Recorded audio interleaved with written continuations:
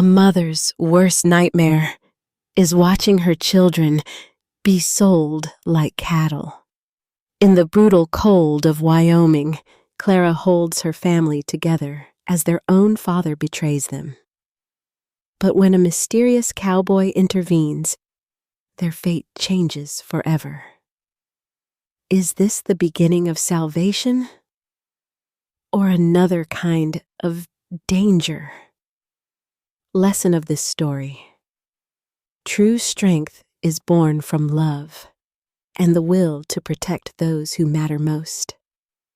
On this channel, we tell stories of the Wild West: love, sacrifice, motherhood, and the compassion that binds people together. Like, comment, share, and subscribe to stay with us till the end. This content was carefully researched, developed, and manually edited by our team to deliver meaningful stories with valuable life lessons. Thank you for being part of our community. The biting Wyoming wind howled through deadwood like a wounded animal, but it was the sharp, unnatural crack of a leather whip striking the auction block that made the crowd flinch. Clara Bennett stood on the frozen wooden platform of the train station, the freezing air turning her ragged breath into thick, white smoke. Her arms ached from clutching 4-year-old Penny to her chest. The little girl hadn't spoken a word in 3 years, and she didn't make a sound now, merely burying her face into Clara's threadbare shawl. Flanking Clara were her other children: 12-year-old Maeve, shivering violently; the 8-year-old twins, Toby and Finn, huddled together for warmth; and 15-year-old Caleb, whose fists were clenched so hard his knuckles bled, his eyes burning with a murderous rage directed entirely at the man standing beside them. Jebediah Bennett, their father, her husband. $1,000! Jebediah roared over the howling wind, his face flushed with cheap whiskey and desperate sweat. He waved a hand at his family like they were a herd of underfed cattle. A strong woman, a boy old enough to work the mines, and 4 more to do with as you please. 1,000, or they go to the wolves. The crowd of miners, drifters, and saloon girls cowed in silence. They weren't looking at Clara. They were looking at the edge of the platform where 3 men in heavy buffalo coats stood with their hands resting casually on their holstered revolvers. The Grey Wolf Gang. Jebediah owed them a blood debt from the poker tables, and they had come to collect. Clara squeezed her eyes shut, a silent prayer dying on her cracked lips. She had known Jebediah was a monster, but to sell his own flesh and blood to settle a gambling debt? There was no bottom to his depravity. "Going once!" Jebediah yelled, his voice cracking with panic as the lead outlaw took a slow, deliberate step forward. The crowd parted. It wasn't a gentle shifting of bodies, but a sudden, terrified scrambling like sheep fleeing a predator. A man stepped out of the swirling snow. He was tall, broad-shouldered, and moved with a terrifying, predatory stillness. A heavy canvas duster fell past his knees, dusted in fresh white powder. Beneath the brim of a low-pulled Stetson, his face was a landscape of harsh angles and brutal history. A jagged, pale scar slashed from his left cheekbone down to his jawline. He didn't look at the crowd. He didn't look at Jebediah. He didn't even look at the Grey Wolf outlaws, who had suddenly stopped smirking. Silas Thorne didn't just stumble onto this auction. He had tracked a stolen silver-crested pocket watch to a saloon an hour ago, only to overhear the outlaws laughing about a coward selling 6 souls at the station. Silas walked up to the wooden block. His boots landed with a heavy rhythmic thud against the frozen pine. Without a single word, he reached into his saddlebag, pulled out 2 solid gold bars, and dropped them at Jebediah's boots. The heavy metallic clank silenced the entire square. The wind itself seemed to hold its breath. Jebediah's greedy eyes bulged. He dropped to his knees, clawing at the gold. "Sold," he wheezed, spit flying from his lips. "They're yours, stranger." Silas finally moved his gaze to Clara. His eyes were the color of a winter sky, pale, cold, and entirely unreadable. He stepped onto the platform, shrugging off his heavy, fleece-lined duster. For a heart-stopping second, Clara thought he was going to strike her. Instead, he threw the massive coat over the shivering shoulders of Maeve and the twins. He looked at Caleb, giving the angry boy a single firm nod. Then Silas turned his back on them and began walking toward a heavy wagon hitched to two massive black draft horses. He expected them to follow. "Come on," Clara whispered fiercely, herding her frozen children down the steps. She didn't know this scarred giant. He could be worse than Jebediah. He could be worse than the gray wolves. But out here, in the bitter Wyoming cold, survival was measured in minutes, and this man had a wagon. As Clara approached the wooden buckboard to climb up, her foot slipped on a patch of black ice. Silas caught her arm. His grip was like iron, steadying her effortlessly before releasing her the exact second she found her balance. As he stepped back, the wind whipped his coat aside, revealing the heavy Colt .45 strapped to his right thigh. Clara's blood ran colder than the ice beneath her boots. Her breath hitched, her eyes locking onto the weapon.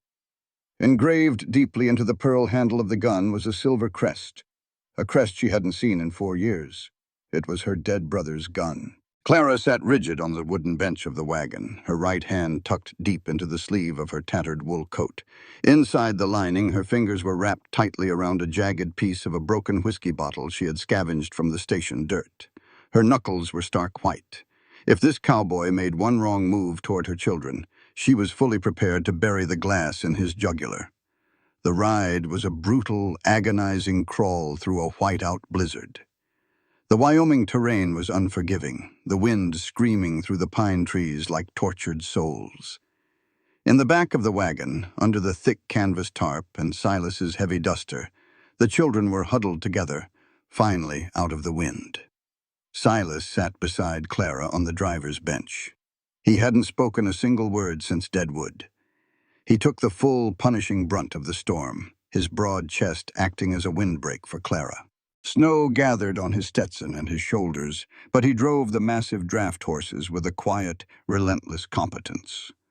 Clara watched him from the corner of her eye, her heart hammering against her ribs. Who is he? A bounty hunter? An outlaw? How did he get her brother's gun? Thomas had died at Gettysburg, far from this God-forsaken frontier. Her mind spun wild, terrifying scenarios, but her grip on the glass shard never loosened. 2 hours later, the wagon rumbled into a hidden valley. Looming out of the whiteout was a cabin. It wasn't a fragile shack, but a fortress of thick, hand-hewn timber, smoke curling invitingly from a sturdy stone chimney. Silas pulled the horses to a halt. He hopped down, the snow crunching beneath his boots, and unlatched the back of the wagon. He lifted Penny and the twins down with surprising care, setting them on the porch. Clara scrambled down, keeping herself between the cowboy and Caleb. Silas pushed the heavy oak door open. Warmth spilled out into the freezing night, carrying the rich, savory smell of venison stew. "Inside," Silas commanded. His voice was gravelly, deep, and scraped raw, like a man who rarely used it. Clara hesitated, then ushered the children into the cabin. It was utilitarian but immaculately clean. Rifles lined the walls, and a massive bearskin rug lay before a roaring hearth. On the cast-iron stove, a large pot was simmering. Silas stepped just inside the doorway. He didn't take off his hat. He didn't look at Clara with the hungry, possessive eyes she had learned to fear from men. He simply pointed a leather-gloved finger at the stove. "Eat. Lock the door behind me." Clara blinked, stunned. "Where are you going?" "Barn," Silas grunted. He picked up a canvas bedroll from a corner peg, turned on his heel, and walked back out into the -20-degree blizzard, pulling the heavy door shut behind him. The click of the latch echoed in the silent cabin. Clara stood frozen. He had just paid $1,000 in gold for them, and he was sleeping with the horses? "Mama?" Maeve whispered, her teeth chattering. "Are we safe?" "Eat," Clara said, her voice trembling as she finally dropped the shard of glass into her pocket. "Everyone eat. Caleb, help me block the door." They devoured the stew like starved wolves. Once the younger children were asleep on the thick rug near the fire, Clara pulled a wooden chair to the center of the room, facing the locked door. She didn't intend to sleep. The silver crest on that gun burned in her memory. You didn't survive the West by trusting strangers. By 2 a.m., the fire had burned down to glowing embers. Clara's eyes drooped, heavy with exhaustion. She jerked awake when she heard a floorboard creak. She whipped her head around. The cabin was quiet. Too quiet. Caleb was gone. And so was the Winchester rifle that had been resting above the mantel. Outside, in the pitch-black freezing barn, the air was thick with the smell of hay and horse sweat. Silas lay on his bedroll in an empty stall, the brutal cold seeping into his bones. A shadow shifted near the barn entrance, the faint crunch of snow, a sharp, ragged intake of breath. Silas didn't move. He regulated his breathing, keeping his muscles completely relaxed. Footsteps crept closer, stopping just inches from his head. In the dark, the cold steel barrel of a Winchester rifle was slowly lowered, aiming directly at the center of Silas's forehead. Click. The sound of the rifle's hammer being pulled back was deafening in the quiet barn. "Don't move," a boy's shaking voice whispered. "Caleb." Silas's eyes snapped open in the dark. He looked up the barrel of the gun, straight into the terrified, furious eyes of the 15-year-old boy. Silas didn't flinch. He didn't reach for his own weapon. He just stared back, his pale eyes unblinking, waiting to see what the boy would do next. "An unloaded gun is just an expensive club, son." Silas's voice was gravelly, calm, and echoed in the freezing, pitch-black barn. He hadn't flinched. He lay perfectly still on his canvas bedroll, staring up the dark barrel of his own Winchester rifle. Caleb's hands were shaking so violently the heavy barrel rattled. The boy's breathing was ragged, his finger trembling over the trigger. "You think I won't do it? You think 'cause you bought us, you own us? I'll kill you before I let you touch my mother." "I believe you," Silas said softly. His pale eyes cut through the dark, pinning the boy in place. "But you didn't leave her around into the chamber. If you pull that trigger, all you're going to hear is a click. And out here, a click gets you killed." Before Caleb could process the words, Silas moved. It was a blur of lethal, terrifying speed. In a fraction of a second, Silas's large hand snapped up, gripping the rifle barrel and wrenching it sideways. With a sharp twist of his wrist, he stripped the weapon entirely from the boy's grasp. Caleb stumbled back, hitting the wooden stall, throwing his arms over his face, bracing for the brutal beating that had always followed his father's rage. Silence stretched. Caleb slowly lowered his arms. Silas was sitting up, casually resting the Winchester across his knees. He didn't look angry. He didn't look triumphant. He just looked tired. "A gun isn't for rebelling against the world because you're angry, Caleb," Silas said, his voice dropping to a low, steady rumble. "A gun is a tool. You use it to put food on the table, and you use it to protect the people standing behind you. That's it. If you want to protect your mother, I'll teach you how to shoot properly at dawn. Go back to sleep." Caleb stood paralyzed, his mind unable to compute a man who held all the power but refused to deal out pain. Without another word, the boy turned and bolted through the snow back to the cabin. The next few days established a new, ironclad reality. Silas Thorne was not their master. He was the wall standing between them and the brutal Wyoming winter. He woke before dawn, chopping a cord of wood before the sun even crested the jagged peaks of the Bighorn Mountains. He didn't ask Clara to cook, though she did, leaving hot coffee and biscuits on the porch. He didn't enter the main cabin unless invited. He worked himself to the bone, a relentless machine of muscle and silence, establishing boundaries that made Clara's chest ache with an unfamiliar, tentative feeling: safety. But safety on the frontier was a fragile illusion. On the fourth evening, the temperature plummeted to 30 below.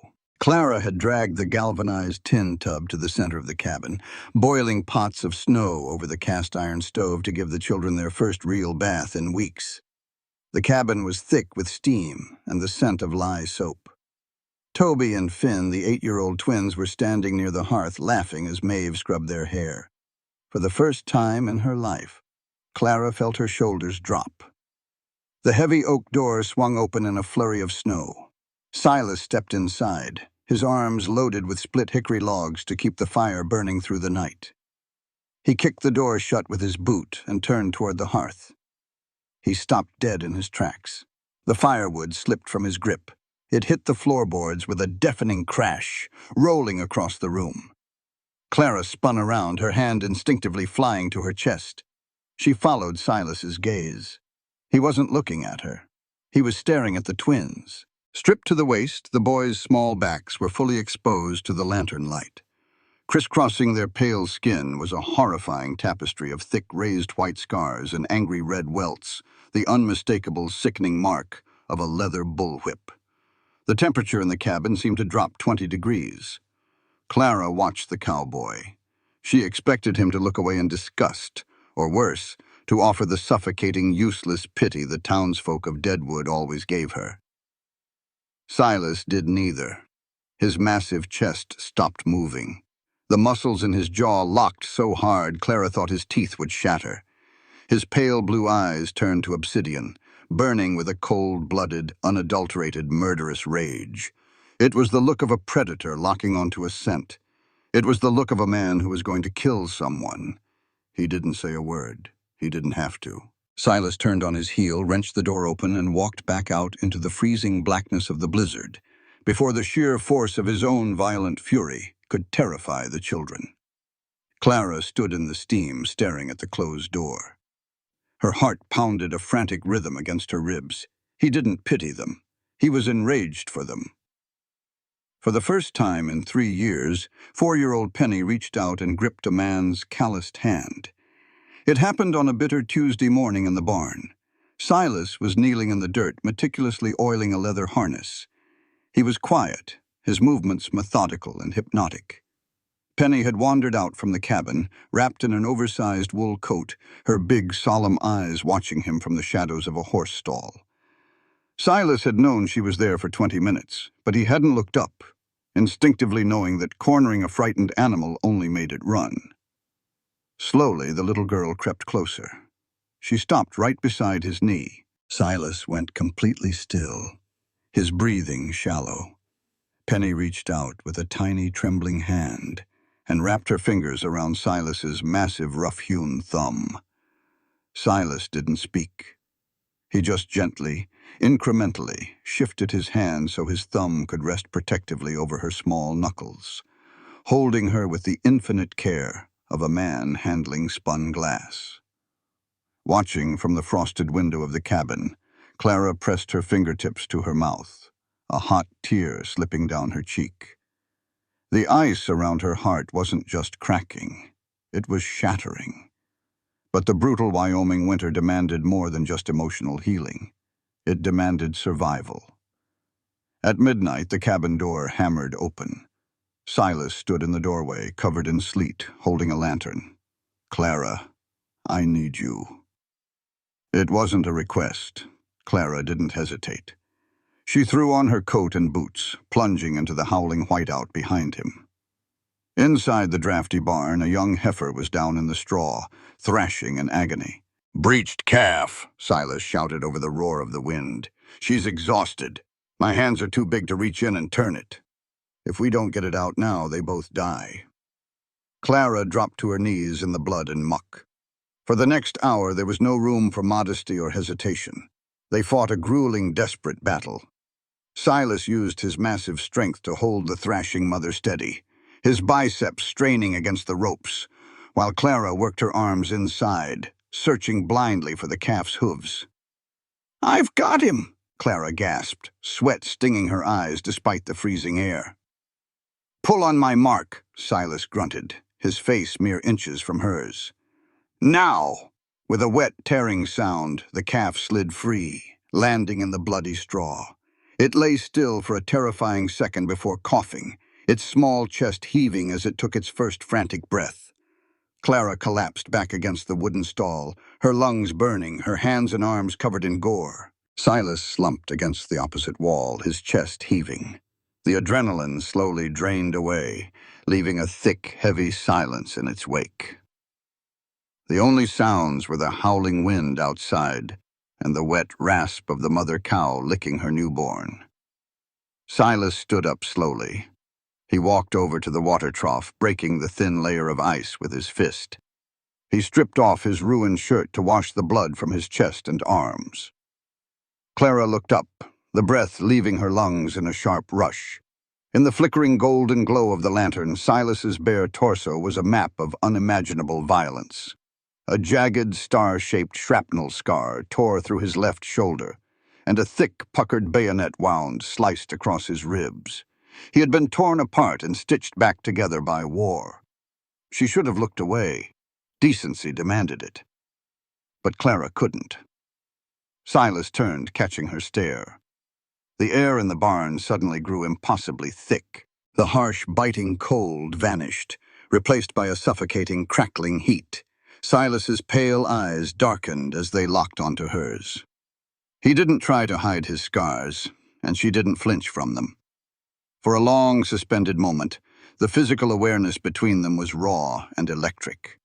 It was the desperate, slow-burn magnetism of two survivors, recognizing the same ghosts in each other's eyes. Silas took a half-step toward her, the muscles in his jaw ticking. Then, his iron discipline snapped back into place. He grabbed a clean burlap towel, throwing it over his shoulder, and broke the eye contact, stepping back behind the invisible boundary he had built between them. "Go back to the cabin, Clara," he said, his voice a rough whisper. "Before you freeze." Clara nodded mutely, her legs shaking for entirely different reasons as she stumbled back out into the snow. When she returned to the cabin, the children were fast asleep. Her blood was still humming from the electricity in the barn, her mind racing.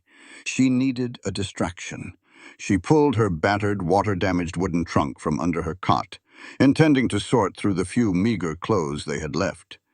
As she pulled a torn dress from the bottom, her fingernail caught on the wood lining. It was loose. Clara frowned. She pressed her thumbs against the wooden slat and pushed. With a soft crack, a false bottom popped up. Clara froze. She reached into the hidden compartment and pulled out a heavy, folded piece of wax paper. Her hands trembled as she unfolded it in the dim firelight. It was a highly detailed topographical map of the Bighorn Mountains. Pinned to the center of it was a bearer deed, a legal claim to an underground gold vein stamped and notarized by the Wyoming Territorial Office. The air left Clara's lungs as the realization hit her like a physical blow to the stomach. Jebediah hadn't just sold them to pay off a poker debt. He had robbed the Gray Wolf gang blind, stolen the deed to a fortune, and hidden it in his wife's belongings just before the outlaws caught him. He had sold them to create the ultimate distraction. Her husband had turned her and her 5 children into walking targets for the deadliest gang in the West. And now, they had led that danger straight to Silas Thorne's doorstep. The distant, eerie howl of a timber wolf drifted through the frosted timber of the Bighorn Mountains. But it was the sound that followed, a low, rhythmic rumble vibrating through the frozen earth that made Clara's blood run cold. Hoofbeats, dozens of them, masked by the howling wind, but closing in fast. Clara stood in the center of the dimly lit cabin, the heavy wax paper trembling in her hands.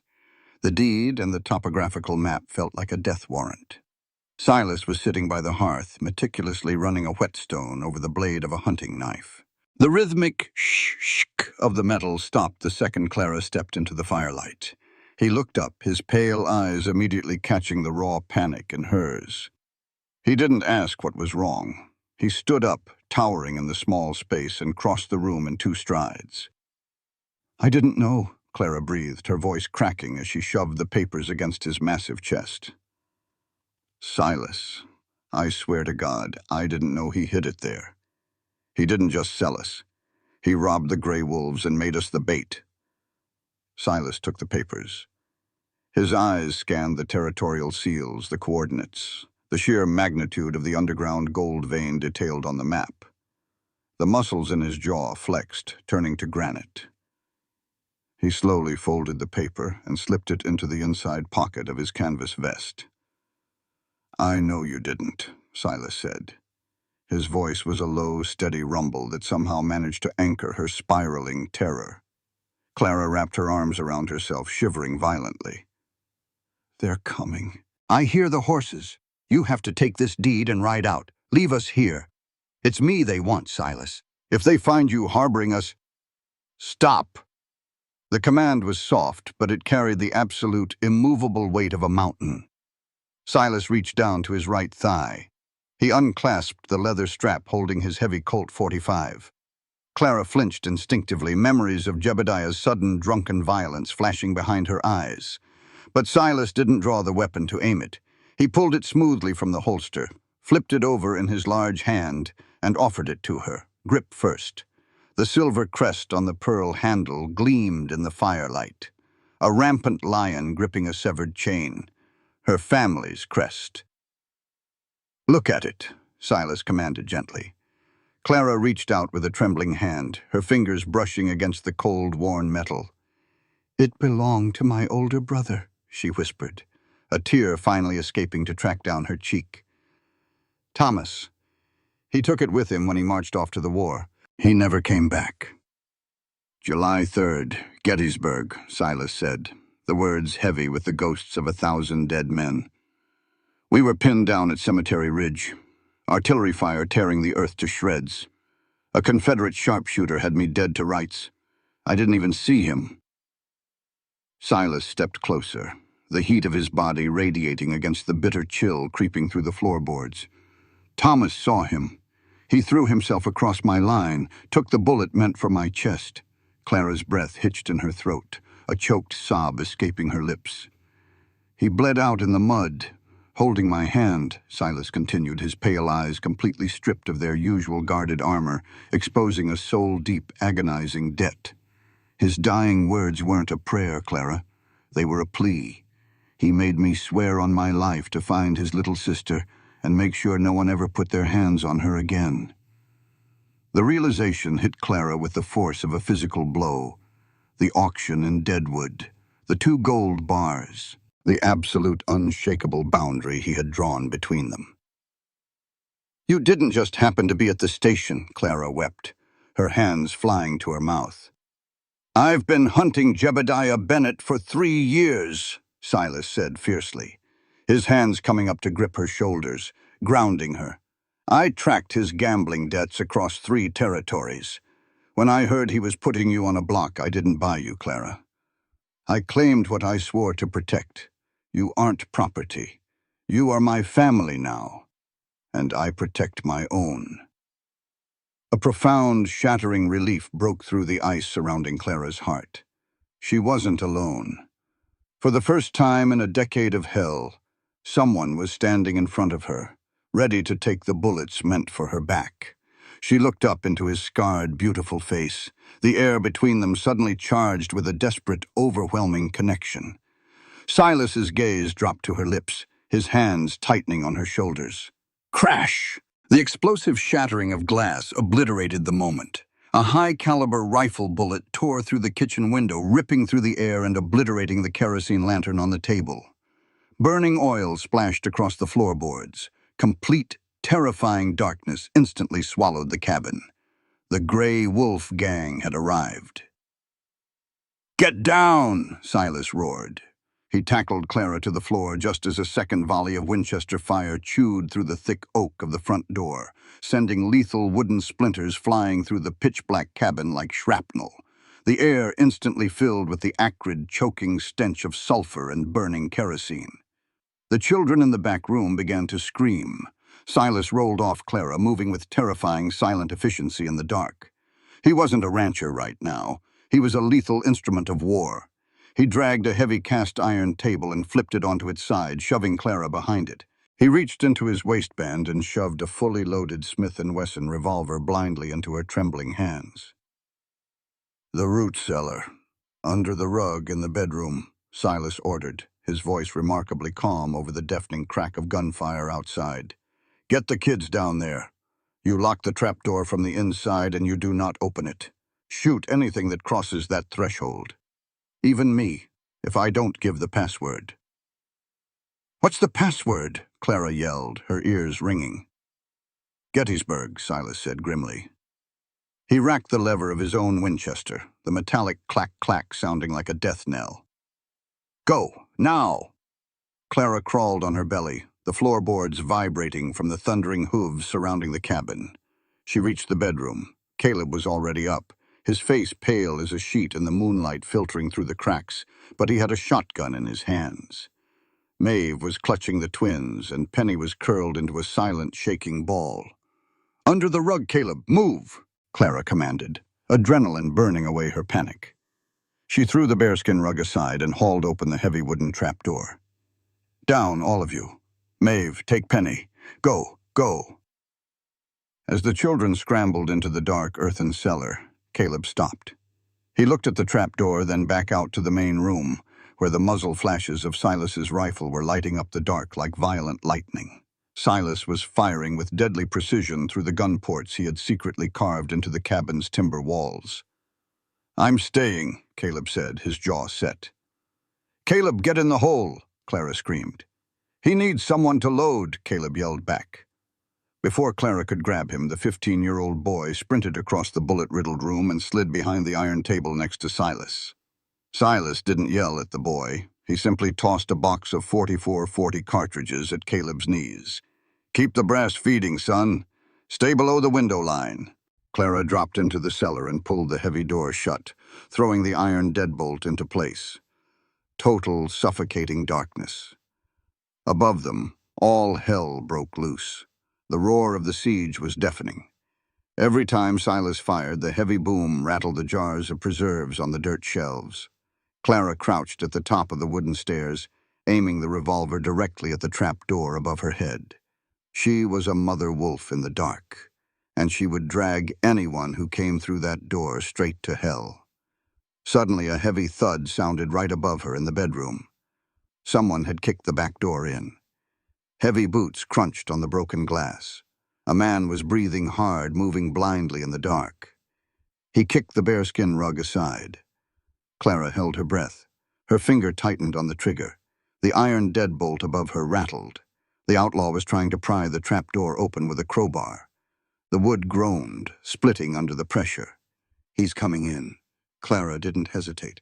She didn't wait to see his face. She aimed the Smith & Wesson through the splintering gap in the wood and pulled the trigger. The gun bucked violently in her hand, the muzzle flash blinding her for a split second. A muffled, gurgling scream echoed from above.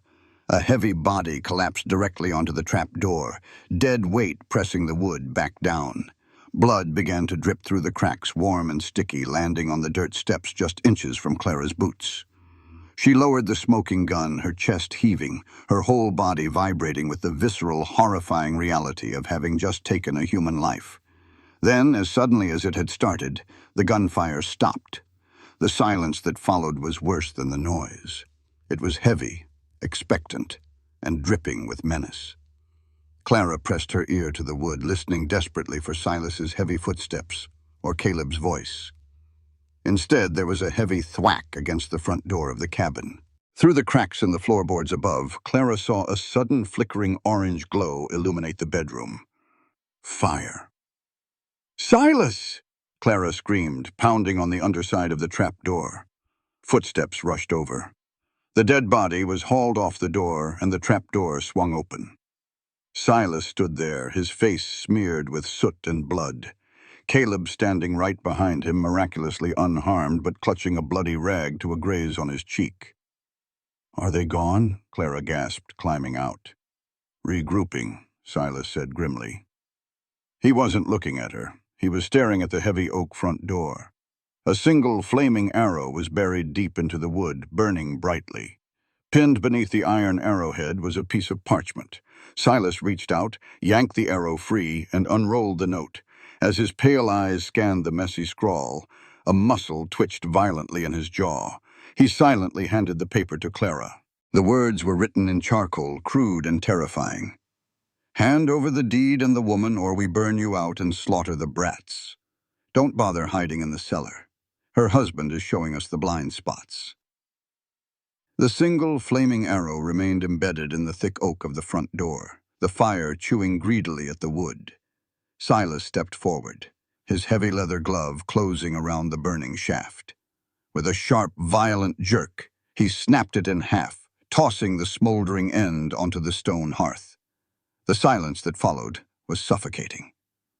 The air inside the cabin was a noxious, choking blend of spilled kerosene, burnt powder, and the coppery tang of fresh blood seeping from the dead outlaw on the floorboards above the cellar. Clara stood frozen, the crude, charcoal-scrawled note trembling in her soot-stained hands. Her husband is showing us the blind spots. Jebediah was out there. The man who had beaten her, starved her, and sold her children to the highest bidder had not just fled to save his own skin. He had weaponized the deadliest gang in the Wyoming territory, pointing them directly at the only sanctuary Clara had ever known. Silas didn't say a word. He didn't look at Clara, nor did he look at Caleb, who was standing by the overturned iron table, wiping a smear of blood from his grazed cheek with a trembling hand. Instead, Silas turned on his heel and walked with deliberate, heavy steps toward the trapdoor of the root cellar. "Silas?"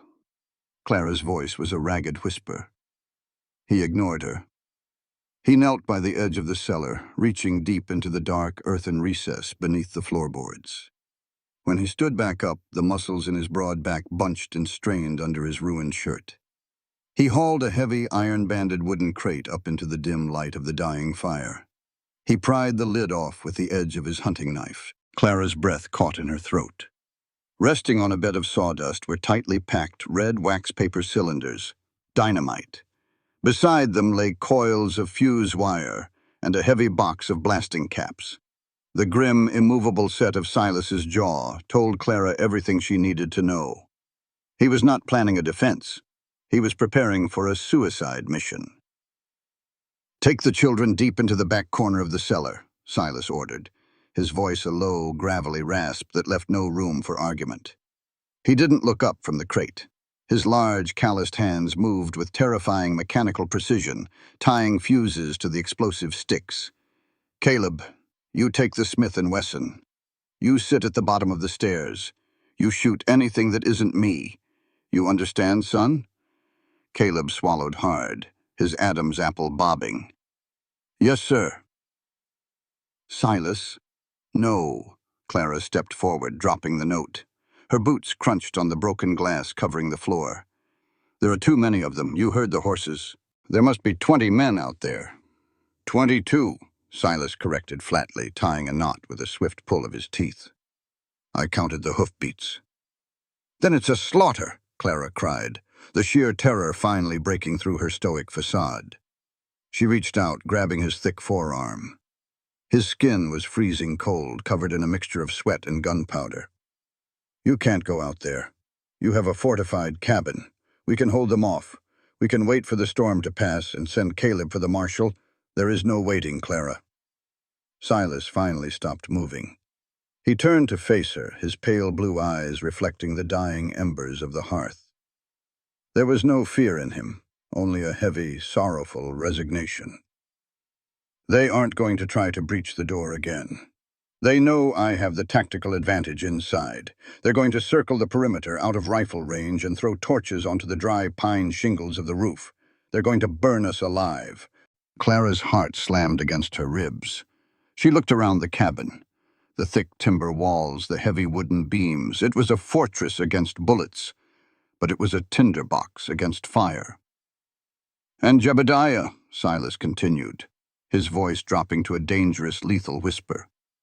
"He knows the layout. He knows where the cellar is. If the cabin burns, the cellar becomes an oven. If you run, your target's in the snow. I cannot let them strike the match." He pulled away from her grip and began shoving the sticks of dynamite into a heavy canvas satchel. Clara's mind raced, frantic and desperate. She looked at the satchel of explosives, then at the man who had bought them, sheltered them, and treated her children with more respect in a few days than their own father had in a lifetime. Silas Thorne was going to walk out into a blinding blizzard to draw the fire of 24 hardened killers, purely to buy her time. She wouldn't let him. She had spent her entire life watching men destroy themselves and others. She would not let this good, broken man die for her. "I'll give them the deed," Clara said, her voice suddenly ringing with an eerie, hollow clarity. Silas froze. "What?"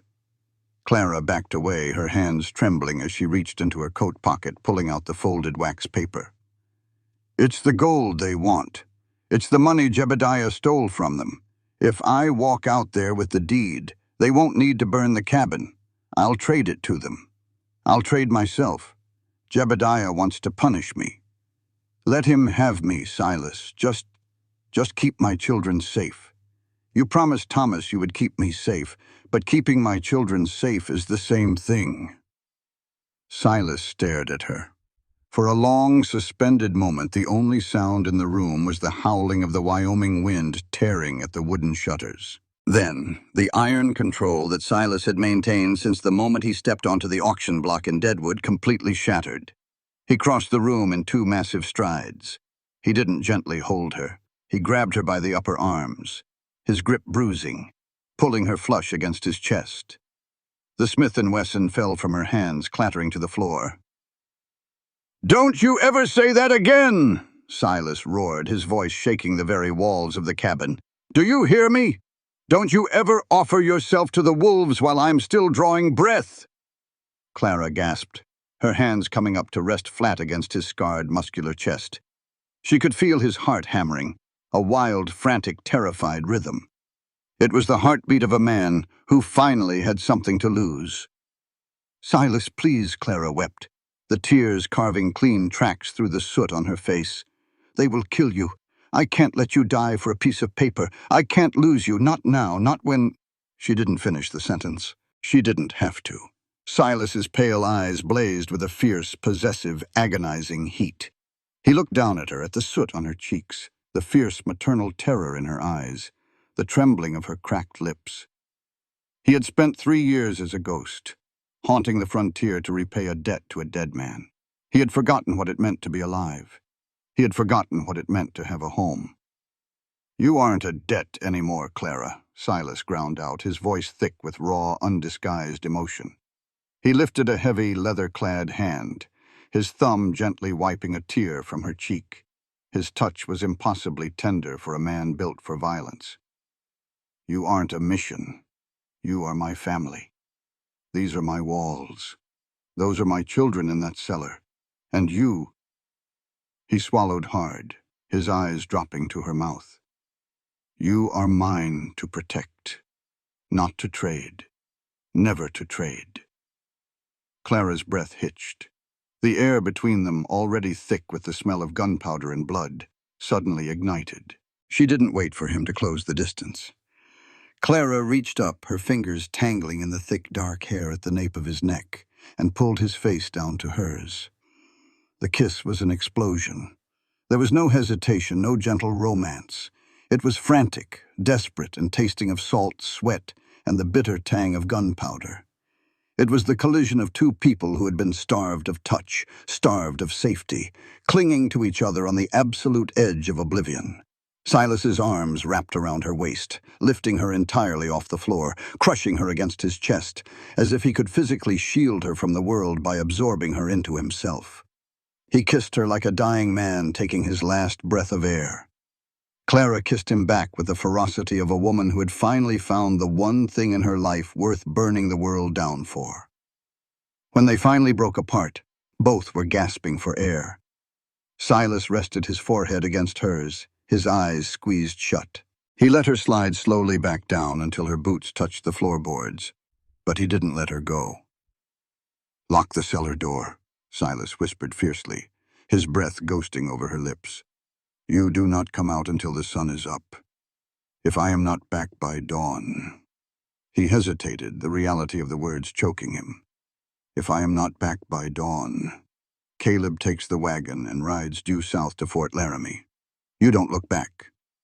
"You come back to me, Silas Thorne," Clara ordered, her hands gripping the lapels of his canvas vest. "Do you hear me? You promised."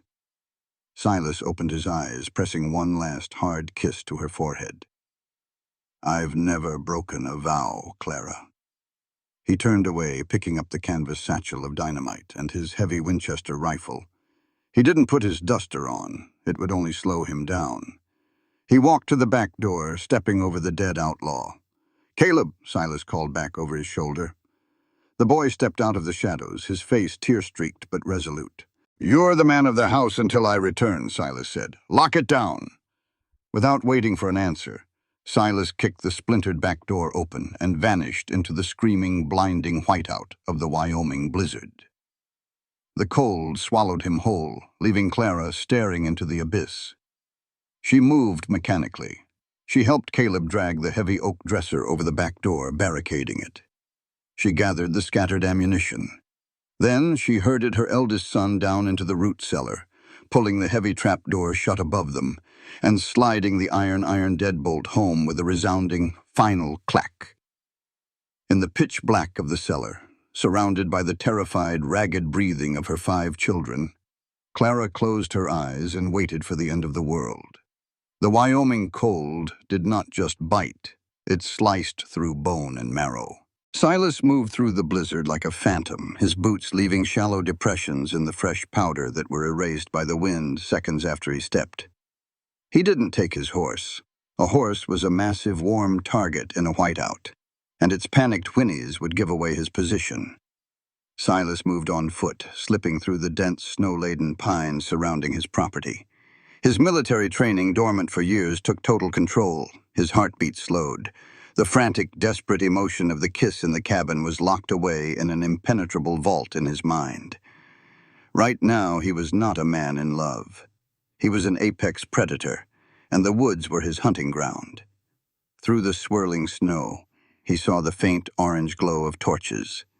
They were clustered about 200 yards from the cabin, taking shelter behind a massive outcropping of granite known locally as Rattlesnake Gorge. It was a tactical choke point, a narrow ravine that funneled the brutal wind, but offered cover from the direct line of sight of the cabin's gun ports.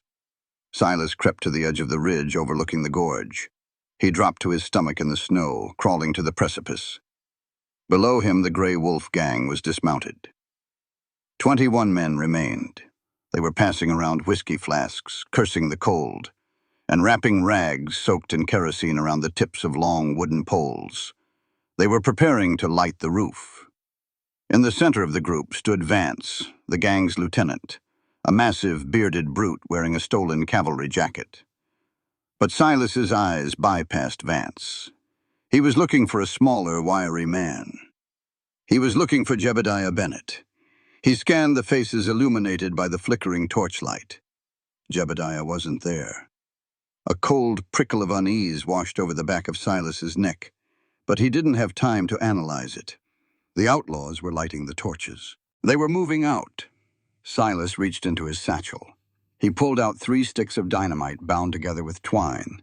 He bit down on the rough end of a sulfur match, struck it against the zipper of his canvas vest, and touched the flame to the fuse. It sparked, hissing violently in the snow. Silas didn't throw it immediately. He held the explosive in his bare hand, watching the fuse burn down, timing the drop with the cold, calculating precision of an artilleryman. 5 seconds. 4. 3. He tossed the bundle over the edge of the ridge. It fell silently through the snow, landing directly in the center of the outlaws' gathered horses. The explosion was catastrophic. The shockwave hit Silas in the chest, vibrating through the granite. A deafening, concussive roar ripped through the gorge, echoing off the canyon walls like the wrath of God. The blast instantly vaporized the snow, sending a blinding cloud of steam, dirt, and pulverized rock into the air. Horses screamed in terror, breaking their tethers and stampeding blindly through the narrow ravine, trampling the outlaws who had been knocked flat by the shockwave.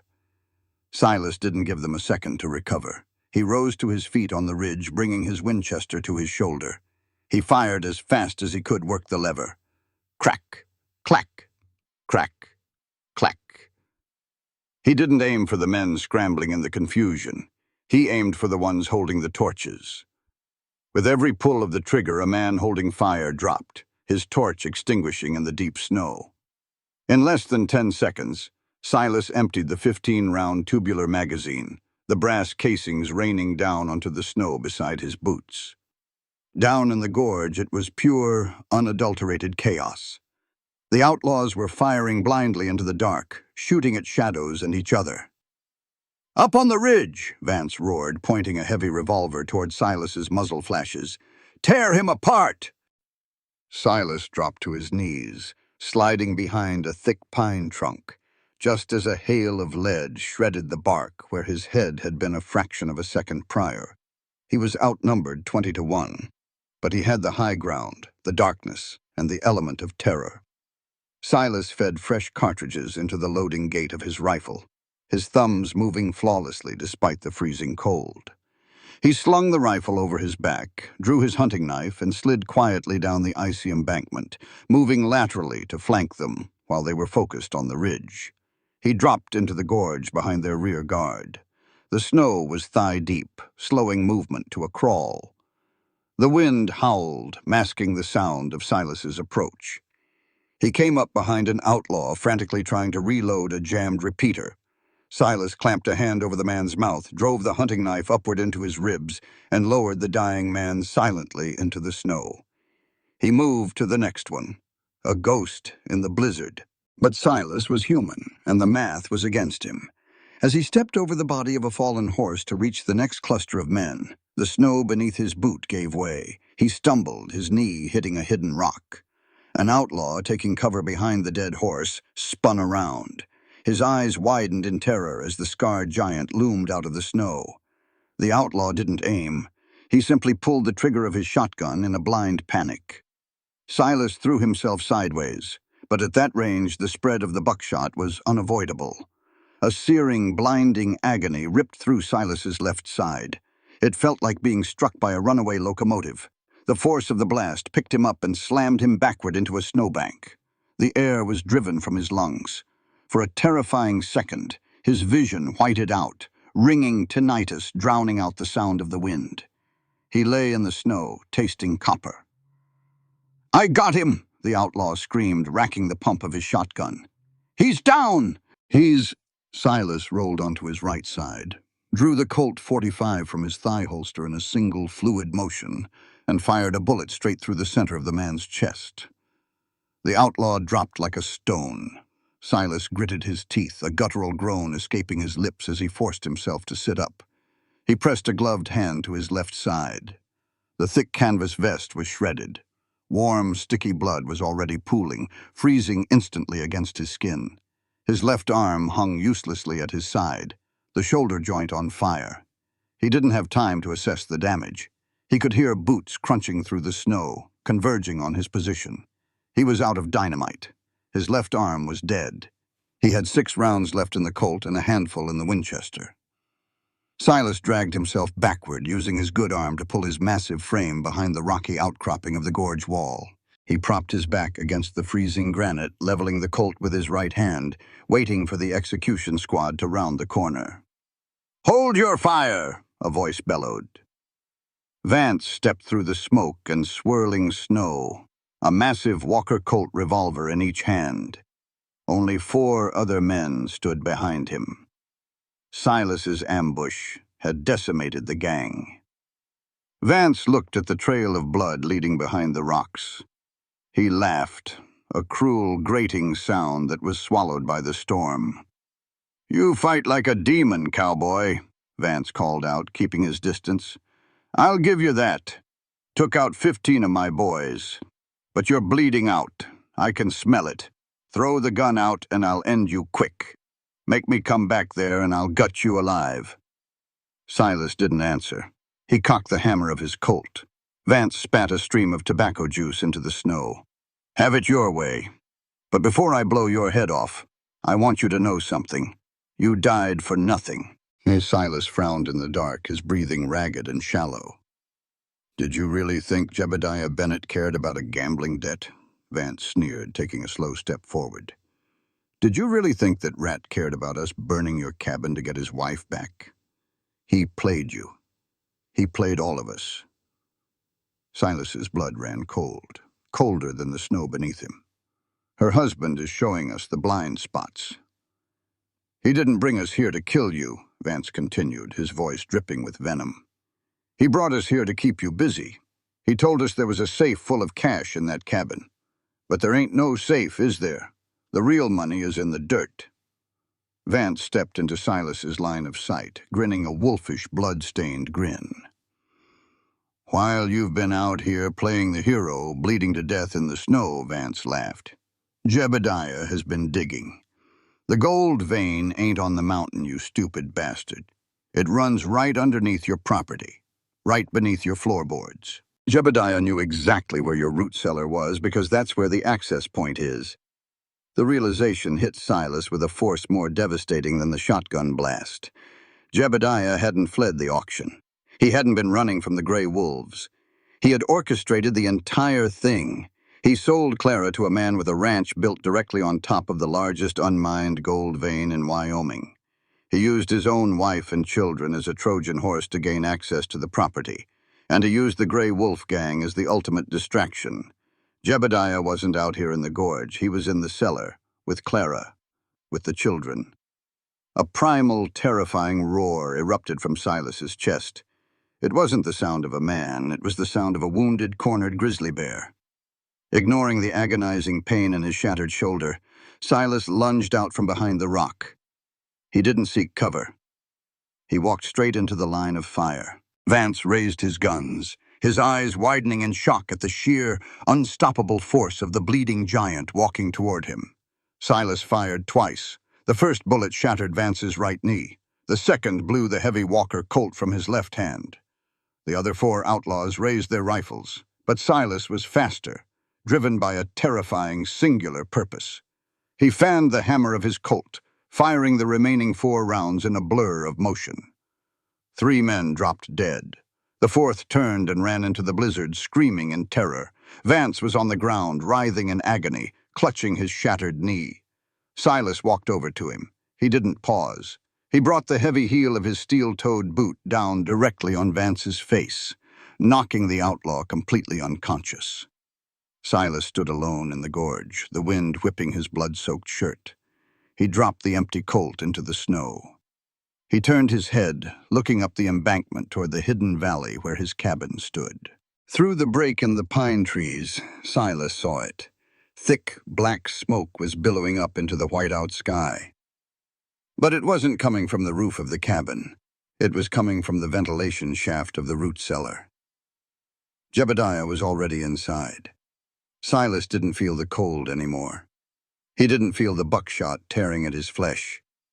He grabbed his Winchester with his one good hand, using it like a crutch to haul himself up the steep, icy embankment. He left a trail of bright red blood in the pristine snow, a relentless, unstoppable force marching back from the dead to save the only thing in the world he had left to love. Thwack! The deafening, concussive impact of a heavy sledgehammer striking solid oak vibrated through the packed dirt walls of the root cellar. Dust and dry earth rained down from the low ceiling, coating the children in a fine, suffocating layer of grit. Clara flinched, instinctively throwing her arms wide, pressing Caleb, Maeve, the twins, and little Penny flush against the cold, damp soil of the deepest corner of the underground room. The air down here was stale, smelling of root vegetables, damp earth, and the sharp, coppery tang of pure, unadulterated terror. Above them, the cabin was not burning. The smoke they had smelled earlier was a trick. Damp pine needles stuffed down the ventilation shaft to choke them out, forcing them to unlatch the trap door. Clara hadn't fallen for it. She had stuffed a burlap sack into the vent, choosing the stale air over surrendering to the outlaws. But it wasn't an outlaw swinging that hammer. Thwack! The heavy iron deadbolt securing the trapdoor groaned, the thick screws ripping a fraction of an inch out of the wood. A jagged splinter of oak snapped off, tumbling down the wooden stairs. "Open the damn door, Clara!" a voice muffled by the thick wood roared. Clara's blood turned to ice. Her heart seized in her chest, the rhythmic drumming in her ears drowning out the howling blizzard outside. She knew that voice. She had spent a decade shrinking from that voice, learning to read the exact level of whiskey and violence hidden in its gravelly pitch. Jebediah. He hadn't fled to save himself. He hadn't brought the Grey Wolf gang here to take his family back. He had used them as a bloody, screaming distraction. Thwack! Crack! The deadbolt gave way entirely. The heavy trapdoor was wrenched open, crashing back against the floorboards of the bedroom above. The pale, ghostly light of the moon filtered down the wooden steps, casting long, monstrous shadows against the dirt walls. A figure stood at the top of the stairs, framed by the darkness of the cabin. He was breathing heavily, a long-handled miner's pickaxe gripped tightly in his hands. Jebediah Bennett walked slowly down the stairs. His clothes were soaked with melted snow, his face smeared with grease and dirt. His eyes, manic and bloodshot, scanned the dark cellar until they locked onto Clara and the children huddled in the corner. He smiled.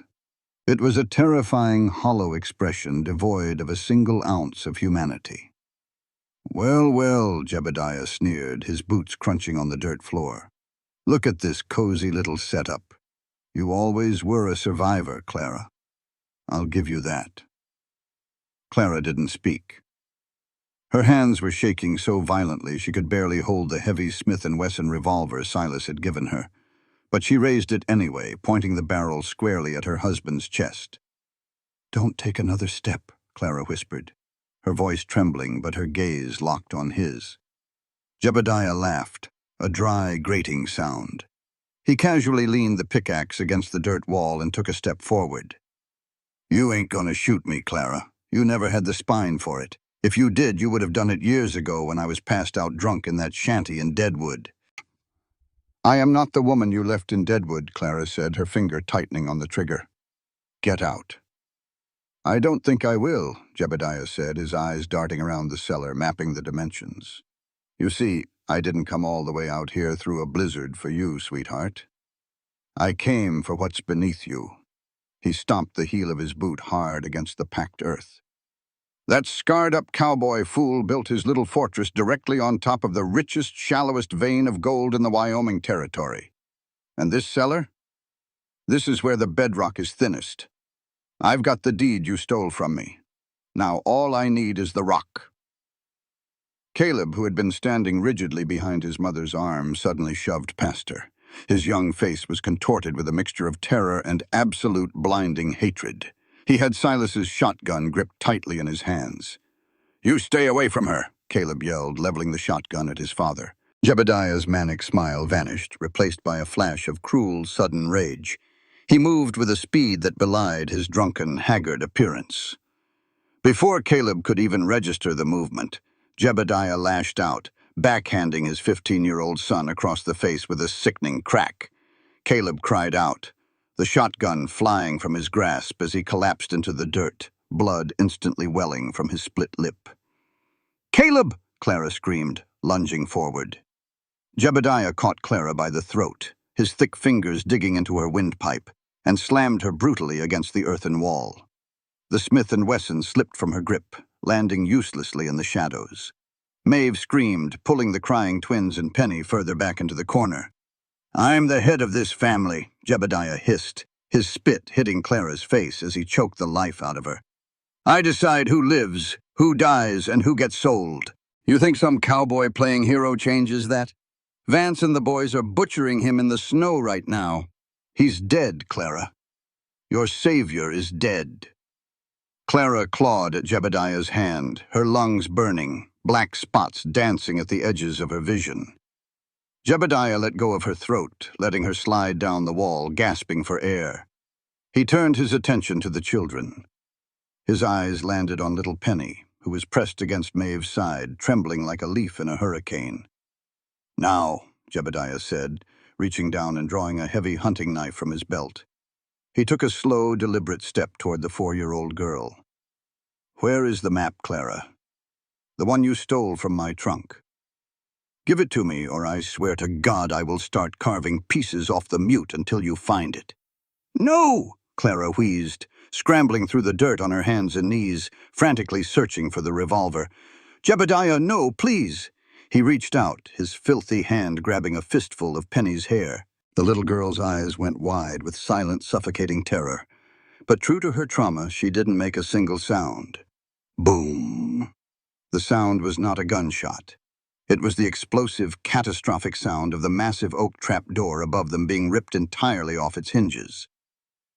Jebediah froze, looking up toward the stairs. A shadow blotted out the moonlight. Silas Thorne did not walk down the stairs. He descended like an avenging angel, a terrifying, blood-soaked force of nature dropping directly from the splintered ceiling into the center of the cellar. He landed heavily in the dirt, the impact shaking the ground. He was a horrifying sight. His heavy canvas vest was shredded and soaked completely through with fresh, dark blood. His left arm hung completely useless at his side, the shoulder decimated by buckshot. His face was pale, drawn tight with unimaginable pain, but his eyes burned with a glacial, murderous fury that defied mortality. Jebediah let go of Penny, stumbling backward in sheer shock. Vance said. Silas didn't speak. He didn't have a gun in his hands. He had emptied his Colt in the gorge, and his Winchester had been abandoned in the snow when his left arm had failed him. He had nothing but his right hand and a will forged in the fires of hell. With a guttural roar, Silas lunged forward. He slammed his massive right shoulder directly into Jebediah's chest. The impact lifted the smaller man entirely off his feet, driving him backward until he crashed violently against the wooden support beam of the cellar. The timber groaned under the force. Jebediah gasped for air, but his survival instincts kicked in. As Silas reared back to deliver a crushing blow with his right fist, Jebediah slashed blindly with his hunting knife. The blade caught Silas across his right bicep, tearing a deep gash through the muscle. Silas grunted, his punch glancing off Jebediah's jaw. The physical toll of the ambush in the gorge had been catastrophic. Silas had lost too much blood. His movements, usually lightning fast and terrifyingly precise, were sluggish and heavy. His left arm was a dead weight, throwing off his balance. Jebediah realized it instantly. The cowboy was bleeding to death. "You're nothing but a dead man walking," Jebediah spat, kicking Silas hard in his shattered left shoulder. A blinding, agonizing flash of pain ripped through Silas's nervous system. His knees buckled and he crashed into the dirt, gasping for breath. Jebediah didn't hesitate. He lunged forward, tackling Silas to the ground, pinning the larger man beneath him. He raised the hunting knife high above his head, aiming directly for Silas's chest. Silas caught Jebediah's wrist with his right hand, his muscles bulging as he held the blade back. But he was fighting a losing battle. The blood loss was making his vision swim. Jebediah leaned all his weight into the knife, the sharp steel inching closer and closer to Silas's throat. "I'm taking my gold," Jebediah snarled, his face inches from Silas's. "And I'm taking my family back. You bought a grave, cowboy." Clara watched the blade descend. The man who had saved her, the man who had treated her children with kindness, the man who had looked at her with such fierce, possessing love just an hour ago, was dying on the dirt floor of a cellar to protect them. Something inside Clara Bennett snapped. It was a clean, sharp break. The tether of fear that had bound her to Jebediah for over a decade simply ceased to exist. She was no longer a victim. She was a mother, and she was the woman Silas Thorne loved. Her hand brushed against cold metal in the dirt. Her brother's Colt .45, the gun with the silver crest. Clara picked it up. She didn't hesitate. She didn't shake. Her hands, so often trembling in Jebediah's presence, were now entirely steady, guided by a cold, absolute certainty. She cocked the heavy hammer back. The sharp click echoed loudly over the sound of the men struggling in the dirt. Jebediah heard it. He froze, turning his head to look over his shoulder. Clara was standing 5 feet away. She held the heavy revolver with both hands, the barrel aimed squarely at the center of Jebediah's forehead. Her eyes were completely devoid of warmth, compassion, or mercy. They were the eyes of the Wyoming winter. "Clara," Jebediah said, his voice faltering, a flicker of genuine panic finally breaking through his madness. "Now, Clara, you put that down. You're my wife." "I was your property," Clara said, her voice dropping to a low, lethal whisper. "I am his family." She pulled the trigger. The gunshot in the confined space of the cellar was deafening. The muzzle flash illuminated the dirt walls in a blinding burst of yellow light. Jebediah Bennett's head snapped backward violently. The hunting knife slipped from his grasp. He collapsed sideways into the dirt, completely lifeless before he even hit the ground. Silence slammed back into the cellar, so heavy and absolute it felt like physical pressure. Clara stood frozen, the smoking revolver still leveled at the empty space where her abuser had just been. Her chest heaved, her breath coming in ragged, shallow gasps. She stared at the body of the man who had tormented her, feeling nothing but a profound, overwhelming emptiness. It was over. The nightmare was finally over. A heavy groan broke the silence.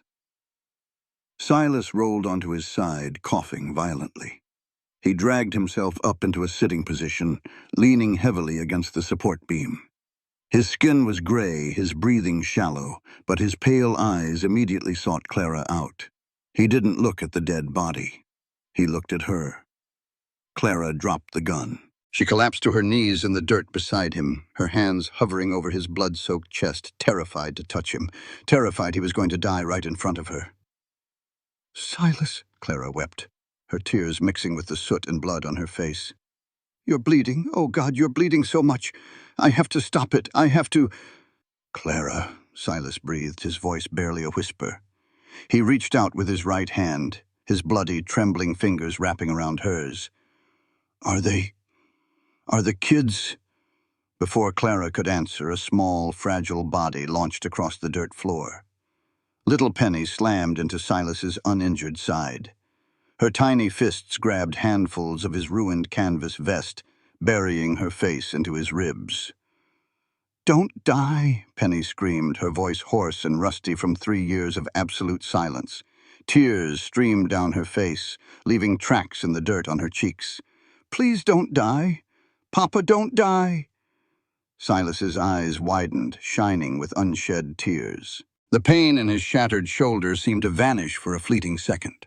He looked down at the little girl clinging to him, then up at Caleb, who had crawled over, placing a trembling hand on Silas's good shoulder. Maeve and the twins gathered around him, crying, pressing their hands to his boots, his arms, anchoring him to the earth. Silas looked back at Clara. The fierce, terrifying gunslinger of the frontier was gone. In his place was just a man, broken, bleeding, but finally, miraculously whole. He pulled Clara down by the back of her neck, pressing his forehead against hers, his ragged breath mixing with hers. "I'm right here," Silas whispered fiercely, closing his eyes as Clara wrapped her arms around his neck, holding him together. "I'm not going anywhere. The ghost is dead, Clara. We're safe. We're finally safe." Above them, the brutal Wyoming blizzard raged on, burying the sins of the past under a heavy blanket of pure white snow. But down in the dark, surrounded by the family they had fought through hell to protect, the winter had finally broken 3 months later. The harsh, unforgiving grip of the Wyoming winter had finally surrendered to the inevitable warmth of spring. The snowpack on the Bighorn Mountains was melting, swelling the creeks and turning the harsh, frozen valleys into a vibrant sea of emerald green. On the ridge overlooking the Rattlesnake Gorge, pushing their way through the thawed, dark earth, clusters of vibrant bluebells were blooming in the exact spots where blood had been spilled and the snow had melted. The air was crisp and smelled of pine needles, wet earth, and the sweet, heavy scent of wildflowers. Silas Thorne stood on the front porch of his newly expanded cabin, leaning heavily against a wooden post. He was shirtless, the morning sun warming his scarred skin. His left shoulder was heavily bandaged, a thick, ugly web of newly healed scar tissue pulling tight across his collarbone. He still favored the arm, lacking the full range of motion he once had, but the town doctor in Deadwood had sworn he would regain his strength by the harvest. He watched the yard with a quiet, profound contentment that still felt entirely foreign to him. The sound of a hammer striking an anvil rang out clear and sharp across the property. Caleb, now officially 16, was standing by the forge Silas had built for him. The boy's shoulders had broadened, his face losing the sharp, gaunt look of constant fear. He was carefully shaping a glowing red horseshoe, his brow furrowed in concentration. "You're striking too close to the horn, son," Silas called out, his voice carrying easily over the morning breeze. "Bring it center. Let the weight of the hammer do the work, not your wrist." Caleb paused, wiping sweat from his forehead with the back of a leather-gloved hand. He adjusted his grip, centered the hot iron, and struck it again. A perfect ringing clang echoed. "Like that, Dad?" Caleb yelled back, a proud grin splitting his soot-stained face. "Exactly like that," Silas smiled, the word Dad still sending a warm electric jolt straight to his heart. The aftermath of the siege had been chaotic, but ultimately just. The local sheriff, a pragmatic man who understood the brutal arithmetic of the frontier, had ridden out 3 days after the blizzard broke. He found the bodies of the Grey Wolf gang frozen in the gorge and Jebediah Bennett dead in the cellar. The sheriff hadn't asked too many questions. Vance and his gang had high bounties on their heads, and Jebediah was a known associate of outlaws. Clara's shooting of her husband was ruled a clear-cut case of self-defense during a home invasion. In fact, the sheriff had helped Silas bury the bodies deep in the woods, leaving the gold vein undisturbed and claiming the bounties on the Grey Wolves to pay for Silas's medical supplies and a new herd of cattle. The nightmare was legally, permanently closed. "Papa! Papa, look!" Silas turned his head. Penny was running across the grass, her dark braids flying behind her. She wasn't just speaking now, she was a chatterbox, making up for 3 years of lost words with a vengeance. She held a fistful of violently yellow dandelions, shoving them proudly toward Silas's knees. "For Mama's hair," Penny declared, breathless. "Toby and Finn said they're weeds, but they're not. They're sunflowers." "They absolutely are," Silas agreed solemnly, crouching down, albeit stiffly, to accept the bouquet. He tapped Penny on the nose. "Your brothers lack your refined artistic vision. Go tell them to wash up. Breakfast is almost ready." Penny giggled, spinning around and sprinting toward the barn where the twins were feeding the horses. The screen door creaked open behind him. Silas didn't have to turn around to know it was her. He could feel her presence the way a compass needle feels magnetic north. Clara stepped onto the porch. She was wearing a simple pale blue cotton dress, her dark hair pinned loosely up, soft strands escaping to frame her face.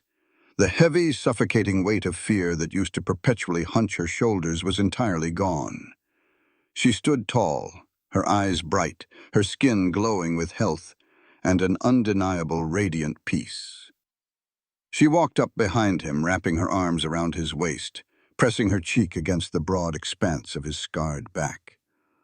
Silas let out a long, slow breath, leaning back into her embrace. He rested his right hand over hers, where they were clasped at his stomach. "You're supposed to be resting that shoulder," Clara murmured, pressing a soft kiss to his spine. "I'm resting," Silas rumbled, turning his head to catch her eye.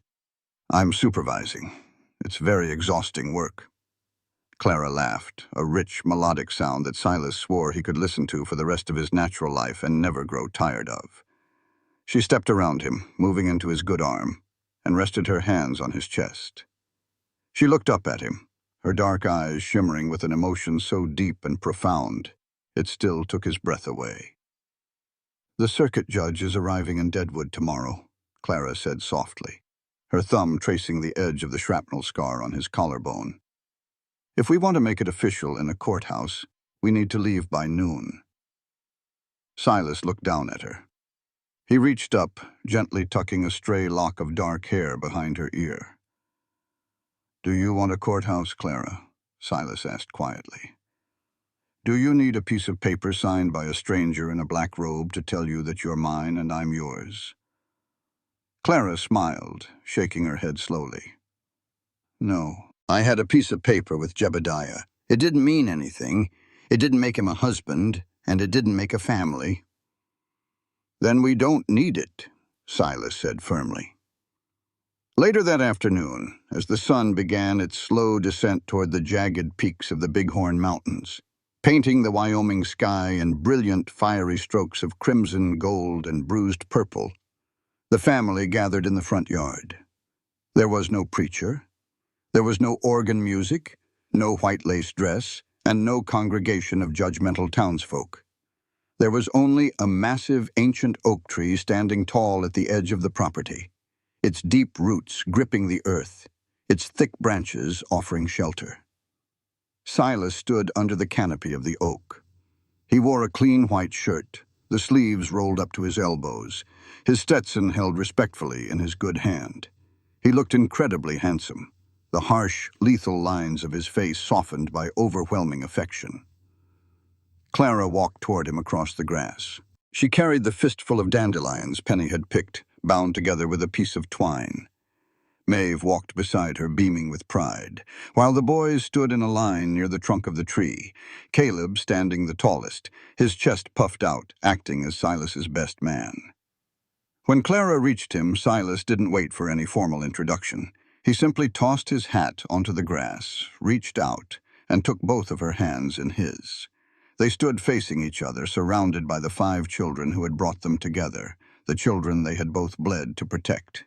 "I don't have fancy words, Clara," Silas said, his voice thick with emotion, his pale eyes locked onto hers with unwavering intensity. "I spent my whole life fighting wars. I spent years chasing ghosts. I thought I was dead inside, just waiting for my body to catch up. But then you stepped onto that auction block in the snow, and you looked at me." Silas swallowed hard, his grip tightening on her hands. "I swear to you before God and these children," Silas vowed, "I will spend the rest of my days making sure you never know fear again. I will build with you. I will fight for you. And I will love you until the mountains crumble to dust. You are my wife, Clara Thorne. Today, tomorrow, and until my last breath."